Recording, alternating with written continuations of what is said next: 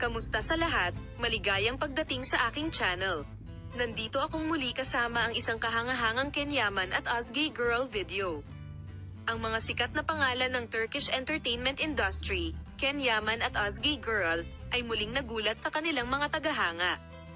Ilang bituin ang kumikinang na kasing liwanag ni Kenyaman sa entertainment community. Nakuha niya ang puso ng milyon-milyon sa buong mundo gamit ang kanyang hindi maikakailang karisma, pambihirang talento at alindog na nakakataba ng puso.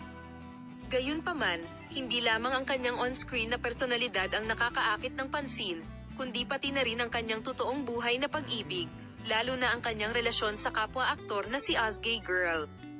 Sa isang tapat na panayam sa mga reporter ng aming channel, sinabi ni Kenyaman ang tungkol sa kanyang nararamdaman para kay Ozgay Girl at kung ano ang maaaring mangyari kung ang kanilang relasyon ay napunta sa ibang direksyon. May sinseridad sa iyong mahal na boses na nagsimulang magsabi ng, "Sana hindi na lang ako nagpakasal kay Ozgay Girl. Malungkot ako dahil mahal na mahal ko siya." Ang kanyang mga salita ay sumasalamin ng malalim at emosyonal, na nagpapakita ng lalim ng kanyang pagmamahal sa kanyang dating co-star. Ang relasyon ni Kenyaman at Ozgay Girl ay naging paksa ng pagkahumaling sa mga tagahanga.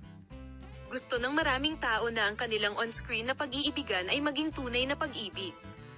Ang pakikipagtulungan kay Ozgay Goven ay isang tunay na hindi malilimutang karanasan. Nagbahagi kami ng maraming espesyal na sandali na magkasama, kapwa sa pag-ibig at sa labas ng pag-ibig. Hindi lang siya talentadong artista kundi pambihirang tao din, and I cherish the time we spent together. Maaaring natapos na ang kanilang on-screen na partnership sa seryeng pinagbidahan nila, ngunit ang kanilang pagsasama ay kasing sama ng dati.